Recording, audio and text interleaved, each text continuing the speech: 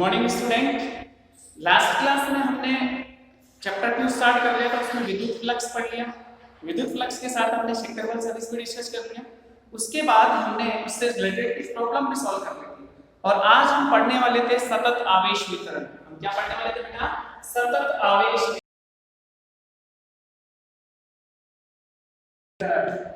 आवेश का वितरण। अगर हम किसी ज्यामिति के सापेक्ष आवेश का वितरण करते हैं और सतत मतलब एक समान रूप से, मतलब सब जगह समान हो, उसको बोला जाता है सतत, कंटीन्यूअस। अगर चार्ज का डिस्ट्रीब्यूशन, आवेश का वितरण एक समान रूप से हो तो उसे बोलते हैं सतत आवेश वितरण। सतत आवेश वितरण ये हम पढ़ेंगे 3 प्रकार का। ये हम कितने प्रकार का पढ़ेंगे? 3 प्रकार का। सबसे पहला है रेखीय आवेश वितरण। सबसे पहला कौन सा बेटा? रेखीय आवेश वितरण। देखो ध्यान से, लीनियर चार्ज डिस्ट्रीब्यूशन, रेखीय आवेश वितरण। अगर हम किसी आवेश को किसी रेखा के अनुदिश, किसी तार के अनुदिश, किसी लंबाई के अनुदिश एक समान रूप से वितरित करते हैं तो इसे बोला जाता है सतत रेखीय आवेश वितरण। इसको क्या बोला जाता है बेटा? सतत रेखीय आवेश वितरण। देखो ध्यान से, मेरे पास एक तार है जिसकी लंबाई कितनी मान ली? L। अगर मैं इसमें +2 चार्ज इक्वल रूप से एक समान रूप से वितरित करूं, कितना चार्ज लिया आपने? Q charge. कितनी लंबाई में वितरित किया? L लंबाई में, और एक समान रूप से वितरित किया। ऐसा नहीं कि यहां आवेश ज्यादा था, यहां बीच में कम, ये ज्यादा कम, ऐसा कुछ नहीं। एक समान रूप से अगर आप वितरित करते हो तो उसे बोला जाता है सतत रेखीय आवेश वितरण, लंबाई के अनुसार। अच्छे से समझ में आया? इसी में हम पढ़े कि अगर मैं आपसे पूछूं, बताओ इसकी इकाई लंबाई में आवेश कितना होगा, उसे बोला जाता है रेखीय आवेश घनत्व। रेखीय आवेश घनत्व, रेखीय आवेश घनत्व, इसको हम जनरली लैम्बडा से निर्देशित करते हैं। रेखीय आवेश घनत्व को हम किससे निर्देशित करते हैं बेटा? लैम्बडा से। अगर मैं आपसे पूछूं कि इसकी इकाई लंबाई में आवेश कितना है तो उसे बोलेंगे रेखीय आवेश घनत्व। इकाई लंबाई के आवेश को ही हम क्या बोलते हैं? रेखीय आवेश घनत्व। तो सूत्र क्या होगा बेटा? लैम्बडा का कुल आवेश कितना? कुल लंबाई कितनी है? कैपिटल। अगर कुल लंबाई, कुल आवेश में कुल लंबाई का भाग दे दूंगा तो इसकी इकाई लंबाई का आवेश आ जाएगा कि इकाई लंबाई में कितना आवेश है। तो लैम्बडा का सूत्र क्या निकल के आया बेटा? Q/L। क्या निकल के आया? Q/L। अगर मैं इसके मात्रक की बात करूं, लैम्बडा का मात्रक क्या होगा? लैम्बडा का मात्रक ध्यान से देखो, सूत्र से पता चल रहा है। Q का मात्रक कूलम, लंबाई का मात्रक मीटर, कूलम प्रति मीटर, कूलम प्रति मीटर। मैं इसकी बीमा भी लिख सकता हूं, कोई बड़ी बात नहीं है। अब ध्यान से देखो, ये तो हमने टोटल के, मैंने इसमें छोटा भाग देखो जिसकी लंबाई कितनी मान ली? dl। इसकी लंबाई कितनी मान ली बेटा? dl। अगर मैं इसमें बोलूं कि सपोज इसके आवेश dq है, कितना आवेश है? dq। इस छोटे भाग का, इसको हम अल्पांश बोलते हैं। इसको हम क्या बोलते हैं? अल्पांश। एक अल्पांश dl आपने कंसीडर किया जिसके आवेश कितना है बेटा? dq।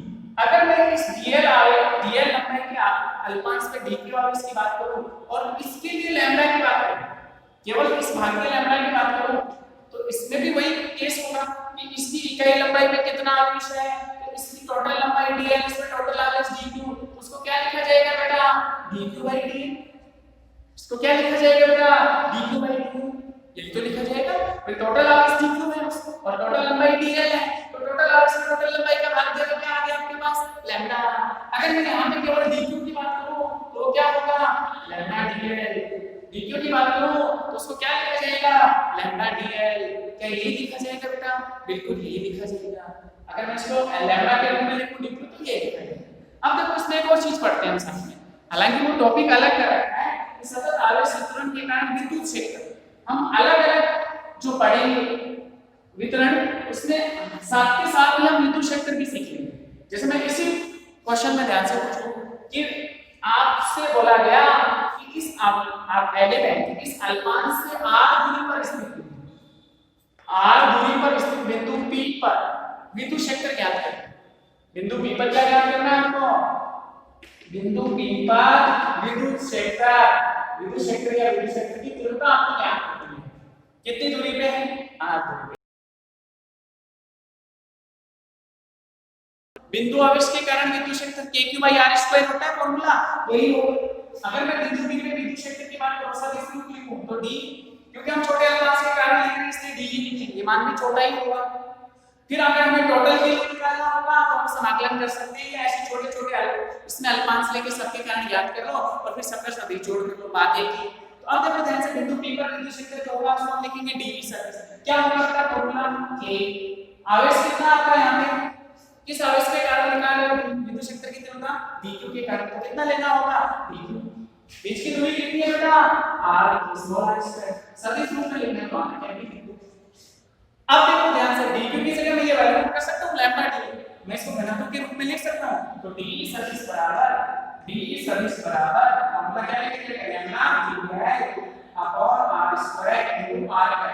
और अगर आपको कुल निकालना है, पूरी लंबाई का अनुदिश निकालना है तो लंबाई के सापेक्ष क्या करोगे समाकलन, आंसर क्या जाएगा, आंसर क्या जाएगा बेटा e सदिश बराबर समाकलन l k लैम्डा क्या आंसर आ जाएगा। तो आपको ये अच्छे से क्लियर हो गया होगा कि सबसे पहले जो आवेश का वितरण करते हैं वो पढ़ते हैं रेखीय आवेश वितरण। रेखीय आवेश वितरण में अगर हम किसी आवेश को किसी रेखा के या किसी लंबाई के अनुदिश आवेश का वितरण करें तो उसे रेखीय आवेश वितरण बोलेंगे। अब हम घनत्व की बात करें तो हम देखो घनत्व भी निकाल लेते हैं।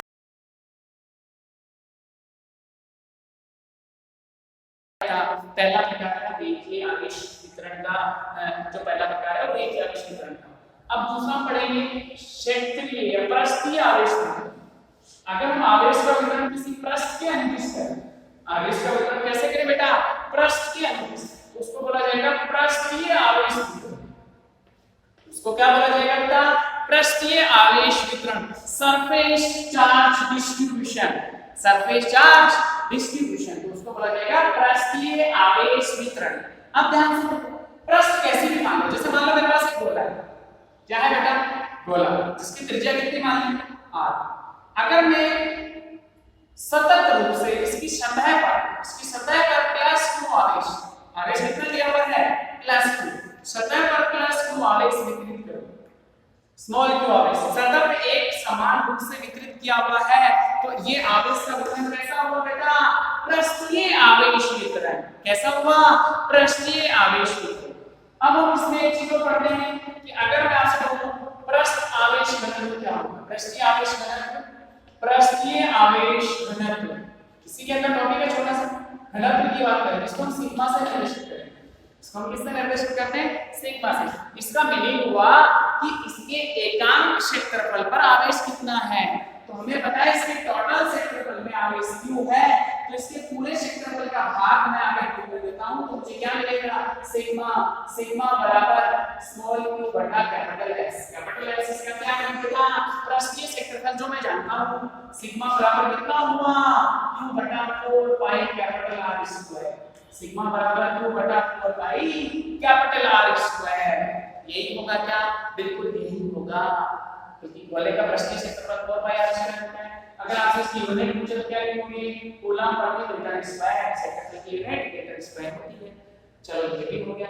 अब मैं आपसे पूछूं कि नहीं मैं इसमें एक छोटा सा भाग ले लूं, ठीक है ना, मैंने जैसे छोटा सा भाग यही कंसीडर कर लिया, ये रहा, इसका एक पृष्ठ ले लिया, ठीक है गोले का, जिसपे आवेश कितना मान लिया dq, इसका पृष्ठीय क्षेत्रफल कितना मान लिया ds। मैं इसके कारण सिग्मा पूछूं कि इस छोटे भाग पे आवेश dq है जिसका क्षेत्रफल ds है, तो सिग्मा कितना होगा, आप लिखोगे dq/ds। छोटे से अल्पांश के कारण सिग्मा कितना होगा, छोटे से अल्पांश का आवेश बटा उसका क्षेत्रफल, तो यही लिखा चाहिए। अब उसके बाद ध्यान से देखो ये भी सही है। अगर मैं यहां से dq की बात करूं तो dq क्या लिख सकता हूं सिग्मा ds, ठीक है ना, पृष्ठ आवेश घनत्व के रूप में आवेश को हम ऐसे लिखेंगे। अब मैं आपसे पूछूं कि बताओ इस पृष्ठ आवेश वितरण के कारण अगर आपको विद्युत क्षेत्र ज्ञात करना है तो मैं बोलूं कि इसके केंद्र से स्मॉल r दूरी पर बिंदु P यहां पे कितनी दूरी पे लिया r दूरी पर, इस बिंदु P पे मुझे विद्युत क्षेत्र निकालना, तो यहां पे +1 चार्ज कंसीडर कर लिया, +1 चार्ज कंसीडर किया है, तो अब आप इसके कारण विद्युत क्षेत्र बोलो बेटा क्या होगा, अल्पांश के कारण विद्युत क्षेत्र बोलो विद्युत क्षेत्र कितना होगा, तो आप बोलोगे विद्युत क्षेत्र सर बड़ी बात नहीं है, d सदिश लिखा जाएगा, इसका कितना होगा k dq/r², जैसे पहले लिखा था r। भाई आवेश कितना है यहाँ पे d, इसको पॉइंट चार्ज मान लिया बिंदु आवेश कितनी दूरी पे ज्ञात करने हैं r दूरी पे, तो क्या लिख दिया जाएगा 15 d/r² r कैप। अब चाहो तो आप dq की वैल्यू निकाल सकते हो सिग्मा ds और फिर कुल निकालना है पूरे पृष्ठ के कारण विद्युत क्षेत्र निकालना, तो क्या कर लेंगे बेटा समाकलन आंसर समाकलन d सदिश बराबर k d का लिख दिया sigma ds upon r² into r cap. इधर भी समाकलन कौन सा समाकलन पृष्ठीय समाकलन, इसका समाकलन क्या होगा e सदिश बराबर समाकलन f k sigma ds upon r cap. ये आंसर आ गया, ये क्या आ गया आपका फाइनल आंसर। तो आपने देखो दूसरा जो टाइप पढ़ा पृष्ठ आवेश घनत्व या पृष्ठ आवेश वितरण, उसमें पहले आपने इसका वितरण सीखा कि पृष्ठ के अनुदिश होगा क्षेत्रफल के अनुदिश होगा, फिर हमने घनत्व की बात करी, फिर हमने पृष्ठ आवेश घनत्व के कारण लिया पृष्ठ आवेश वितरण के कारण विद्युत क्षेत्र भी सीखने की कैसे ज्ञात करना, ठीक है ना, इस तरह से सॉल्व कर लेते हैं। अब देखो नेक्स्ट आयतन आवेश वितरण, तीसरा कौन सा है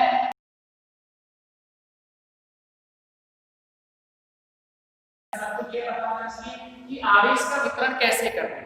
तीसरा आपका है आयतन आवेश वितरण। अगर मैं किसी आवेश को किसी भी आयतन के अनुदिश एक समान रूप से वितरित करता हूं तो उसे बोलेंगे सतत आयतन आवेश वितरण, ठीक है। जैसे मैं गोलाई ले अगर मैं इसमें आवेश जिसकी त्रिज्या r है, अगर मैं इसमें प्लस q आवेश इसके आयतन में अंदर दिखाओगे, जैसे बॉल होती है तो बॉल के आयतन में मतलब अंदर पूरा आवेश एक समान रूप से ये आयतन में वितरण दिखाया हमने, किसमें दिखाया आयतन में। इसका आयतन क्या मान लिया बेटा v कितना होता है 4/3 पाई कैपिटल बोलेगा 4/3 पाई r होता है, आवेश कितना है q। तो अगर मैं इसमें आयतन आवेश घनत्व तो वो इसको हम रिप्रेजेंट करेंगे रो से, तो रो का फॉर्मूला क्या होगा q अपॉन एकांक आयतन में जो आवेश होगा उसे क्या बोला जाता है आयतन आवेश घनत्व रो। चाहे तो हम वैल्यू पुट कर सकते हैं, इसकी यूनिट क्या हो जाएगी बेटा कूलम प्रति मीटर, रो में इसमें वैल्यू पुट कर दोगे तो q।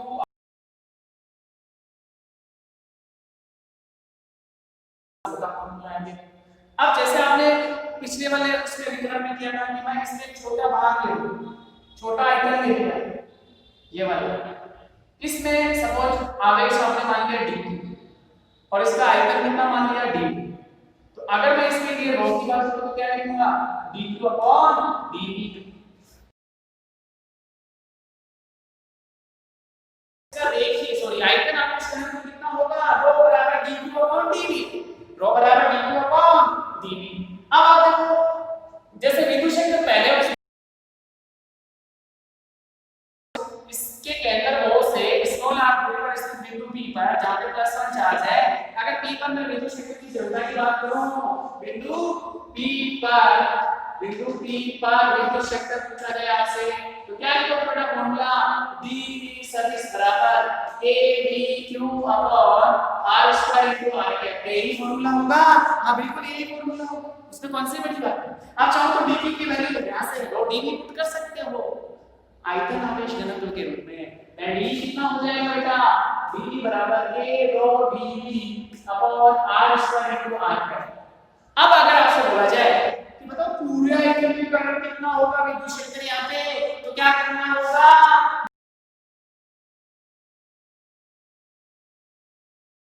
इसका समाकलन क्या होगा बेटा E सदिश बराबर k रो dV upon r² into r cap. जो भी क्वेश्चन होगा उसको बाहर लेंगे, साथ में बाद में सीख लेंगे, क्वेश्चन करेंगे तो हमारे काम हो।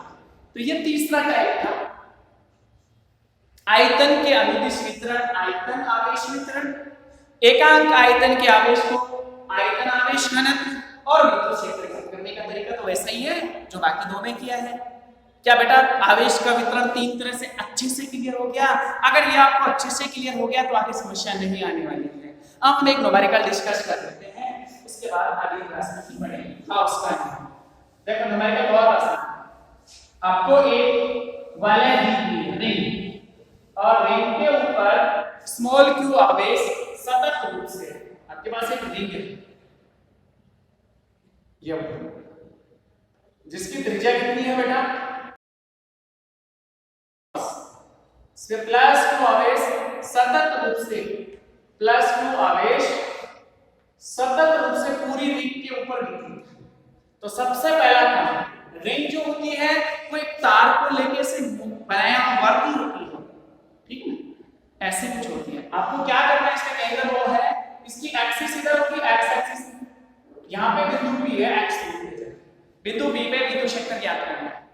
रिंग की एक्सिस में, एक्स में अक्षीय लाइन पर केंद्र से x दूरी पर स्थित बिंदु P पर विद्युत क्षेत्र ज्ञात करना है। क्या ज्ञात करना है? विद्युत क्षेत्र।